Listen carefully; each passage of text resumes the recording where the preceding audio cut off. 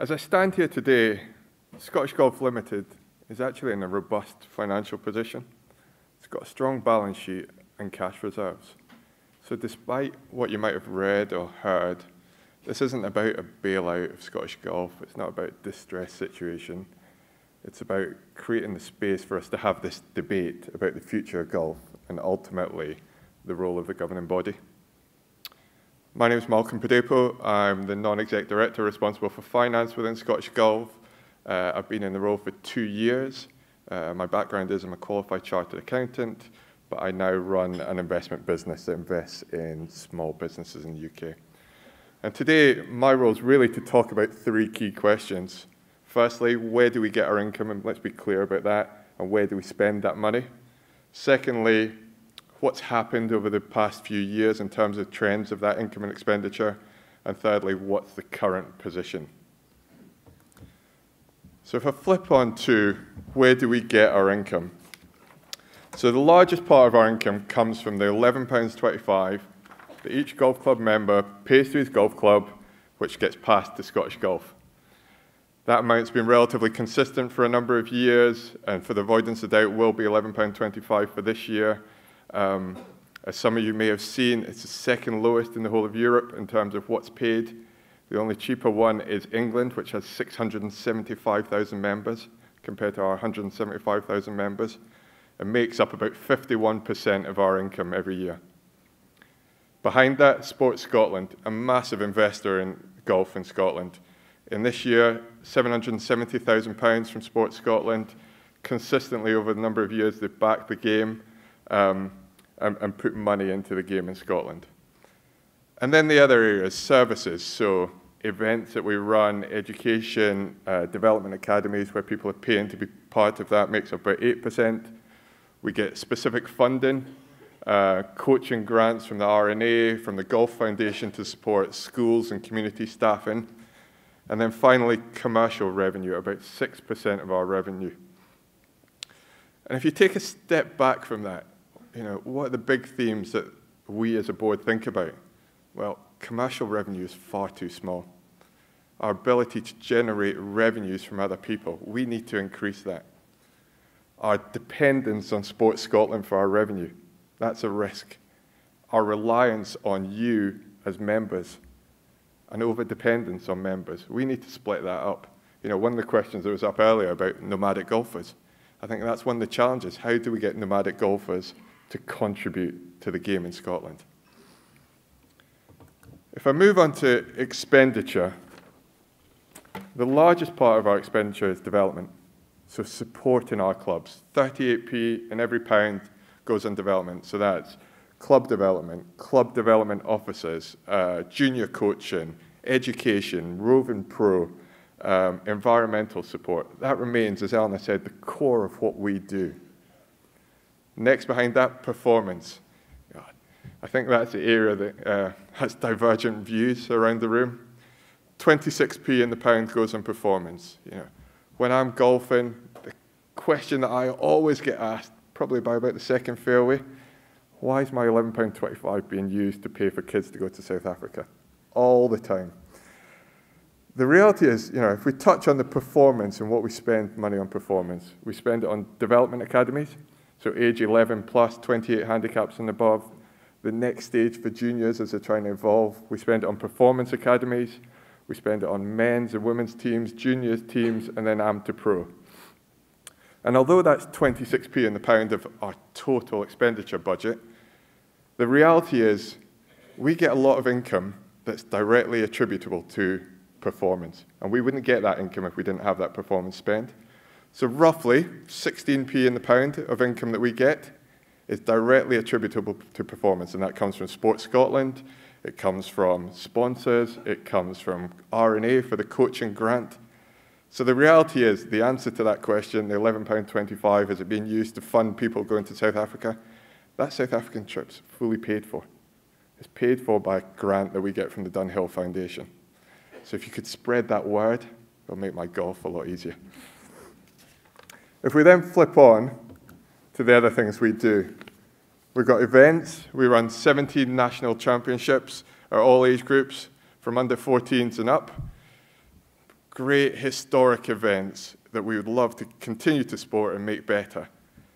4 national handicap championships. It's been a big push over the last few years. Let's broaden these championships. So we've got the Junior Scottish Open, we've got the Ping Scottish Mixed. Again, key elements of the diary of any golfer. And then we move on to marketing, so communication channels, PR, growing the game, the activity to secure commercial income and sponsorship, club marketing workshops account for about 11p in the pound, and then finally corporate services, 15p in the pound to run the organisation. So what is that? That's finance, that's admin, that's professional fees, audit, subscriptions to the European Golf Association. So hopefully that gives you an overview on our expenditure. If I go on to the second question, which was, what's happened to our income and expenditure over the last few years? And if you look back here, I've consolidated a few of the entities to give you a view going back to 2013. Relatively stable income, a little drop in 2015, and then effectively a massive fall in 2016. And if I just pick up on sort of 2 dates in that last 2 years, so February 2016, we as a board were sort of 3 months into our journey. We're about to have a strategy meeting. Commercial revenue's down by about 50 to 100k.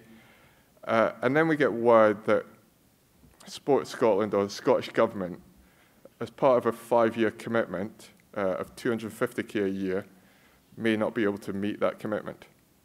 So suddenly we're sitting there thinking, well, we've potentially got a 350k hole that we're going to have to deal with. That's a big task, big intake of breath. Ultimately, through discussion at that point, Sports Scotland stepped up. They took money out of the reserves. They were able to provide 250k for the year ahead. And that helped us, but we knew that was for 1 year. So suddenly we're looking at, right, we've got 250k out of our budget. We're going to have to manage our expenditure. We're going to have to do certain things. And then we go forward to March 17, and we're looking again at the annual investment from Sports Scotland, and our core funding is about 1.025 million. And we get the notification for this year, and that notification is 665,000. So we've started the year thinking, well, we're going to have to take 250k off the budget. We've given ourselves a bit of headroom to give ourselves a bit of flexibility on commercial and Sports Scotland. And then we're dealing with a 360,000 deficit in terms of our funding, halfway through a year. We're already committed to events, we've got people, we've set out a program for the year. Yeah, talk about a sharp intake of breath. There was a few swear words at that point. And what does that mean? That means if you follow the expenditure trend, we had to make some tough decisions.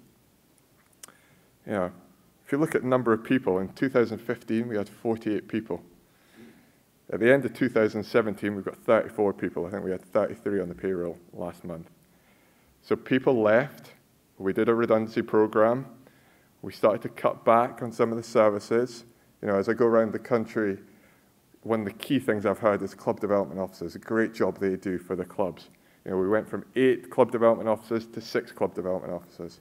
We've still got the best part of 600 clubs we're trying to support. We've got 1 development officer looking at 100 clubs. That isn't a choice thing from us. We want to back those guys. We want to provide better services. We don't have the money. And you start doing things internally to sort out your budget. You cut back on training. People don't get pay rises. You cut back on services. And what does that mean? That means people leave. That means the services aren't quite as good as they once were. But actually, we have to make those decisions. It's the right thing to do. It means that we can have these sorts of debates without being in that financial situation. But it does mean that the services that you see aren't what they once were. We continue to try and provide those services, but we're stretched thin, and there's no getting away from that. So what does that mean in terms of our current financial position? We finished this year. We had the cut, but we've been able to get another 105,000 back out from Sports Scotland, so the annual investment from them is 770. We've just finished the audit. The current year, we've managed to bring it back to a small surplus. We've got net assets of 1.1 million. It is supported by cash. So, we have got cash in the balance sheet. And as a board, we've really worked hard to protect the reserves. So when we came in, we had a strong balance sheet. We looked at the cash figure, we looked at the reserves, and we decided we'd consider investing in the game to take it to a point, get confirmation of a 4-year commitment from Sports Scotland, and then invest further. Through those 2 points that we had, we couldn't do that investment, so we've protected those reserves. We've used the reserves for 2 things. One, 71k of amalgamation fees that came across after the amalgamation, and 2, around about 58 to 59,000 pounds a year on LGU subscriptions for the ladies. So a historical piece was that each lady pays £2.50 to the LGU. Following amalgamation, we didn't feel as a board that that was right, so we took it upon ourselves to pay that 60k a year on behalf of the ladies to allow equality. In terms of where we are today, and we said it when we made the announcement about today, we as a board have decided to use the reserves to fund losses this year. So our income will decline again this year. We will use some of the reserves to cover those losses. And why have we done that? Well, a couple of reasons. One, to have a debate like this, to allow us time to have breathing space to discuss the future of golf and ultimately what you want from Scottish golf. And secondly, it was the right thing to do. We're at a point now where, personally, and I think as a board, we feel like we're at the tipping point where there's going to be some pretty significant damage that will take years to come back from if we continue to cut costs. And therefore, we need to have this debate. We need to understand the feelings of the members before we make those decisions. So, if we go back to the sort of 3 key messages, first question, income. We get 75% of our income from, membership fees and Sports Scotland. That's not right. We need to grow commercial revenue. We need to get nomadic golfers contributing. Development continues and will continue to be a core of what we spend our money on. Over the last 2 years, we've had to make some really tough decisions. As a board, we feel like it's the right thing to do, but ultimately it's created the space for us allowed to make to have this conversation and to make the right decisions for Scottish golf. So I come back to where I started. This isn't about financial distress. It's not about bailing Scottish golf out. It's about giving ourselves the time to have a proper conversation about the future of golf. Thank you. We are Scottish Golf.